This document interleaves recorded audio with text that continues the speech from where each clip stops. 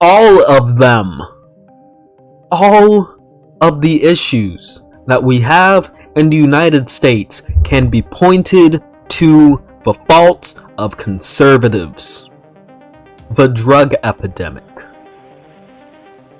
The epidemic of social inequality. Of racial inequality. Okay? All of these issues in this nation can be pointed at the interference of conservatives and issues that they shouldn't be interfering in, and the cutting of social services from people who need them to survive and get back on their feet. We can point all of that at conservatives. It's their fault. Don't let them blame us for it. Don't let them blame us for their faults. Don't let them saddle it on the cities.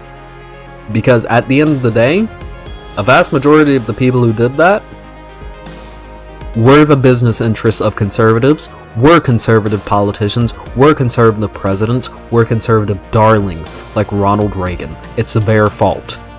It continues to be their fault. It will forever be their fault. It's them. Stop letting them deflect blame.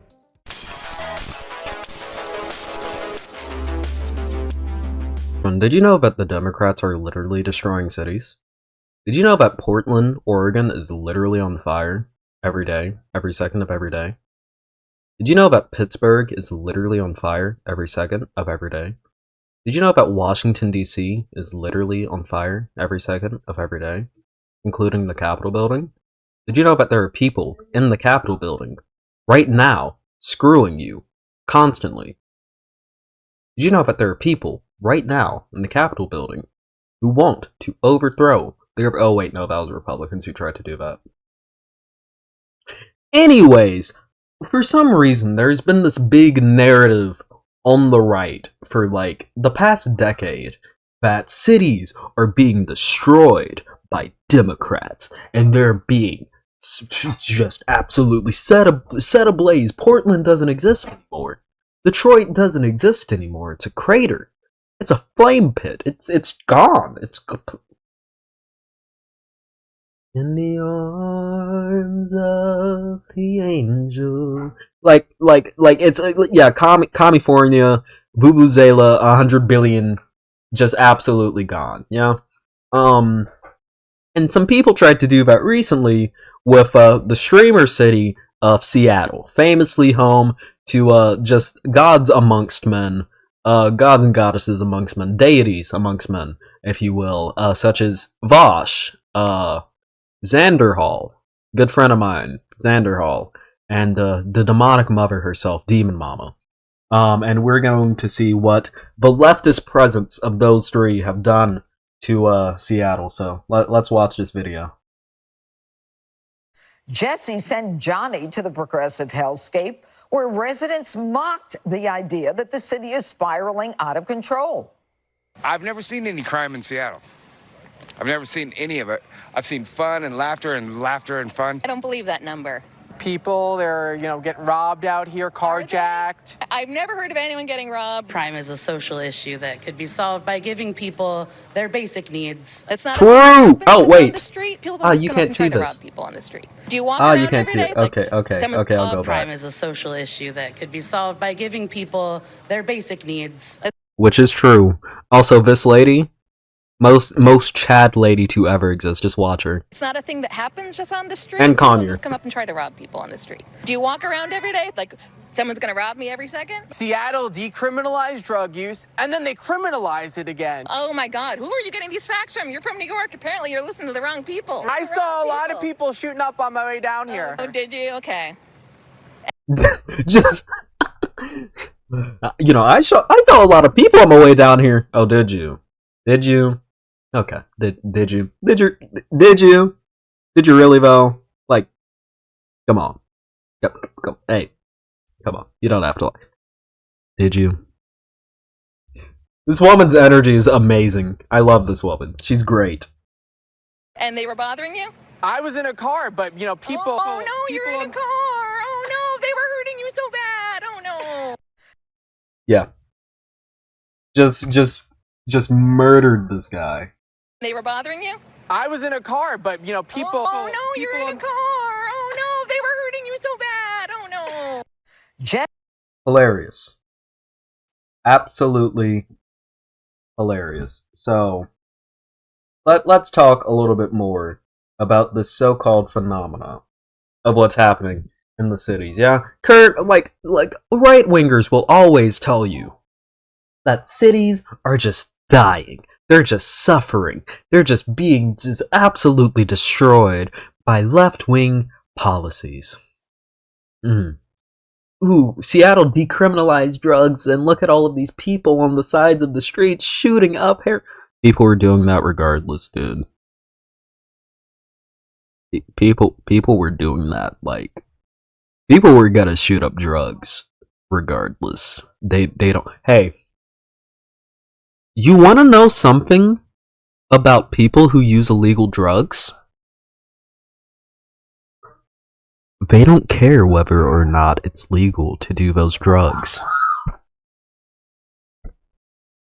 Really?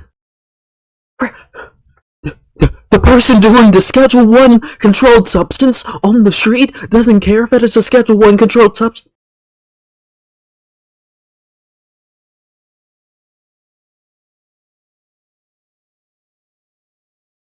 Dog! It's... Wow.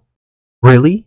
They don't care whether or not it's... Hey, if you're a conservative and you're watching this, I genuinely ask yourself, do you think the person who is laid on the sidewalk doing heroin cares about whether or not doing heroin is legal or not? They don't, and you know that they don't, okay? And I'm answering that question for you because I'm gonna go to this. Do you think tossing heroin addicts in prison does anything to help them get off of heroin? Well, they don't have access to heroin, so yes they do. You can get drugs in prison. Very easily, as a matter of fact. They aren't gonna be separated from their drugs for long. Well, you know, like, if they can't get their drugs, that just makes them get clean. A lot of people who get out of prison on drug charges go back to using drugs. Because when you get out of prison, you know, there's only so many things you can do after that. Oh, you lost your job because you were just in prison. Oh, what are you gonna do now? Oh, lost my job. My life kinda sucks now. Also, I have a criminal record now for doing drugs. So now it's harder for me to get a job because I have a criminal record now.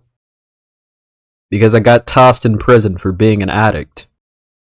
What am I going to do to help alleviate the pains that I'm feeling from the circumstances in my life, which have now just become significantly worse? I think I'm actually going to go back to doing the drugs. Yeah. Hey. You know it's a good way to help people get off of drugs? You know what? Yeah, going cold turkey can just kill you with some drugs too. Like alcoholics? There's a reason why liquor stores were considered essential stores during the pandemic, which was also something that conservatives complained about. If you go cold turkey off of alcohol, if you just stop outright, it can kill you. You're supposed to whittle down your alcohol consumption if you're going to try to stop drinking. If you're a severe alcoholic. That's actually one of the things that makes alcoholism one of the hardest addictions to try to get under control. You have to keep drinking in your journey to stop drinking. Because you can die. You have to, like, slowly cut off your supply. Because you can die otherwise. Which makes it really difficult to stop doing that. Yeah? But I like seeing all of these people who are actually from the city. Yeah, she pointed out that that guy was from New York who she was talking to. She pointed out that that guy wasn't from the city. A lot of this narrative about big cities being like bastions of like leftist degeneracy and rot that is absolutely just destroying this country. These ideas are promoted for two reasons. One, it's to scaremonger people in the suburbs who don't like going in the city because they see one too many brown people walking around on the street whenever they go in the city that they live in the suburbs of. It's to scare those people, and it's to scare rural people and stop them from moving to cities because they think that they're liberal hellholes. That's it. It's those two. It's those two. It's those two things. They want to scare those people. Anyone who's actually lived deep in a city before knows that cities, just like any other area, have issues. Believe it or not, places with a tighter collection of people are going to have significantly higher issues, such as crime, which is mostly caused by income inequality paired with close proximity to that income inequality. Because, like, you know, if you're really poor and you live next to someone else who's really poor, you're probably not going to rob that person because what do they have? We're both really poor. But if you're really poor and you live like 10 minutes away from someone who's really rich, it's right there. Might as well. I have nothing to lose because I'm poor. And I probably already have a criminal record because we criminalize being poor in this nation. Okay? We effectively criminalize being poor in this nation. So, screw the rich guy, I'm gonna steal from him. Yes, cities have bigger issues with that due to the way that cities were designed in the past. Yeah? Also, when you have more people in an area, more social issues are likely to happen, such as crime. More people, like violent crime, I mean. You know? When there's more people, there's more of a likelihood that there's going to be a violent crime that occurs, because more people means that there are more likely to be situations where people get angry at each other and commit violent crime.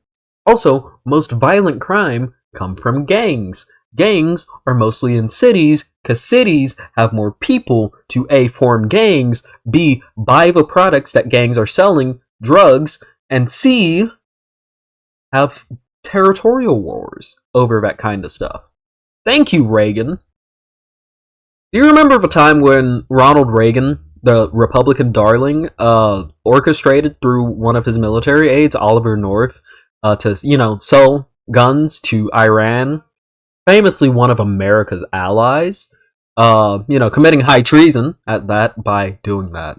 Of course, Oliver North got off on those charges, so I can't say that he committed high treason, but technically, the actions that they committed could be considered by many people, as an opinion, as being high treason. You know, potentially even legally, potentially, maybe even possibly, quite possibly, maybe even legally. Just an opinion, of course, just an opinion. This is just my opinion. But yeah, do you remember when that happened, and they sold guns to Iran? Famously, one of America's allies, so that they could fund the Contras in Nicaragua to, you know, fight those commies, because Reagan was such a strong, patriotic, anti-commie American. And you remember when the Contras also kind of used that money to fund drug smuggling and production operations to push drugs into the US so that they could still get funding? Thank you, Reagan. Hey. But it's not the conservatives' fault. It's not the conservatives' fault at all that we have an issue with homelessness because, you know, we don't have good social services. It's not the conservatives who push austerity and screwing over social services and cutting them to this day. It's not their fault that that happens. It's not the Republicans' fault that, you know, drug crises became such a big issue. It's not like, you know, lack of regulation on the pharmaceutical industry led to the opioid epidemic that's currently really getting bad with drugs like fentanyl, you know, that conservatives constantly fearmonger about. It's not like the lack of regulation on the pharmaceutical industry that conservatives have pushed for decades has caused that to happen. That's not the conservatives' fault at all. At all. It's not their fault that our cities are dying. At all. No, it's all us. It's all us because we get saddled with the crap that they actually started. That's their fault. It's their fault. that our cities are supposedly burning when they aren't. It's their fault that we have such a big drug epidemic because they caused it in their fight against communist Nicaragua and all over South America, destabilizing these countries and making some of the only viable methods to make money in these countries so that you can support your family being to sell drugs to the US. So that you can actually make money to support your family. You know? And it's not like those drug cartels that exist in South America have largely destabilized those nations because they control so much of those nations' resources and money and economy, because that's how economics work. You know? That's a lot of money flowing into the country and flowing into that country's economy, so they're kind of stuck with them as a tumor that they can't really control, but they also can't really fully get rid of because, you know, so much of that money is flowing back into their economy. And it's not like issues caused by the destabilization of those nations by the drug cartels that we funded to fight the communists, supposedly. Yeah, it's not like all of those have caused such horrible destabilization that people are now flowing it from our southern border because we're one of the only stable countries. It's not like it's our fault that they're coming here. Oh wait, it is. Because we screwed them over repeatedly.